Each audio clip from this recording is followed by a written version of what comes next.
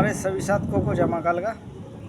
देखिए आज का जो हमारा विषय है, ठीक है ना, जो आज का हमारा वर्णन है। तो देखिए कुछ हमारे भाई अभी कॉल करके पूछ रहे थे कि जो माता चौमुखू की साधना करते हैं उनके साथ में जो शक्तियाँ चलती हैं, आपने मतलब मैंने बताया हुआ है वीडियो में कि उनके साथ में शक्तियाँ चलती हैं। तो देखिए भाई, सब में पहले उनके साथ में मसान चलते हैं, ठीक है, जिससे जो कछिया मसान रहता है बहुत ही पावरफुल। जो कोई भी गर्भवती, जैसे कोई प्रेग्नेंट महिला होती है, ठीक है ना, तो वो बच्चे होने नहीं देता अगर वो किसी महिला पे लग जाए अगर, तो ठीक है ना वक्त। तो देख, और इनके साथ में जो गंगाराम बाबा चलते हैं, तो देखिए जो इनके छेड़े में चलते हैं, ठीक है ना, कार हर एक शक्तियाँ करती हैं, लेकिन क्या है कि जब गंगाराम बाबा की जो साधना होती है वो साधना अलग होती है, ठीक है ना।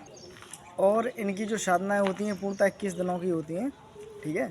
और जो हमारी माता कालका हैं, जो हमारी माता चौमुखू कालका है, ठीक है, तो जो माता चौमुखू कालका है तो इसके साथ में अनगिनती शक्तियाँ चलती हैं, ठीक है।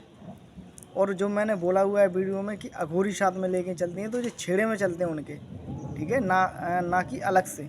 और अगर अलग से कोई भी चौकी अगर किसी पर लगाई जाती है तो फिर उसकी साधना अलग होती है, ठीक है। और देखिए जैसे मैंने बताया हुआ है कि जो भी अगर अपन लोग साधनाएँ लेते हैं, जैसे आप लोग ले रहे हैं साधनाएँ, तो जैसे बकरी लगती है तो हम लोग क्या करते हैं कि उसका विधि विधान पूर्ण करके भोग दे के उसको, जो मुर्गी होती है देसी मुर्गी के ऊपर आप लोगों को दे देते हैं, ठीक है ना।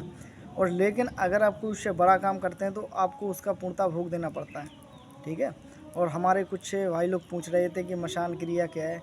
तो देखिए जो मशान रहता है, ठीक है ना, वो शायद मसान बच्चा रहता है जब किसी लेडीज़ के कोई मतलब होता है, जैसे बच्चे वगैरह खंडित हो जाते हैं, ठीक है, तो वो ही मशान के रूप में आ जाते हैं, ठीक है।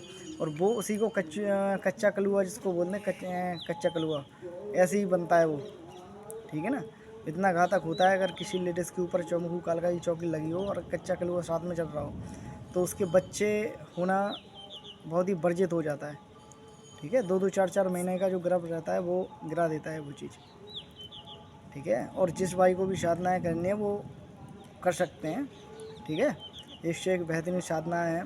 एक मेरा शिष्य है जो अभी मेरे से सीखा हुआ है, तो वो कोई भी काम हो,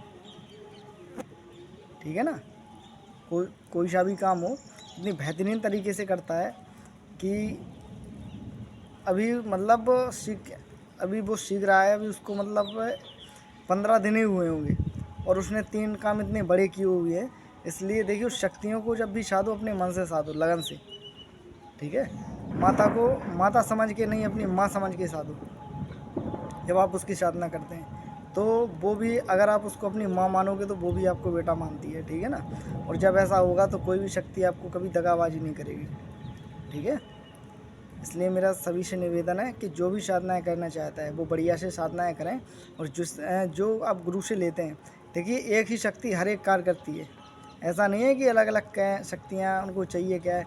लेकिन हाँ, 4-5 शक्तियाँ इसलिए चाहिए होती हैं कि अगर आपने कोई शक्ति भेजी और अगर कोई टक्कर का हुआ, अगर उसने वहाँ से पलटी मारी, तो फिर उसमें क्या रहता है, संभालने के लिए और शक्ति चाहिए होती हैं, ठीक है ना साथ को।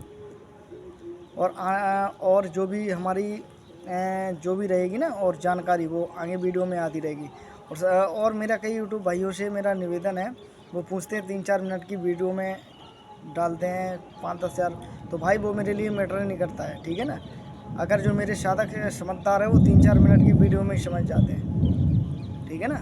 बाकी घंटों की वीडियो बना दो तो कुछ नहीं होता है। तो सभी को जय मां काल का, जय श्री राम।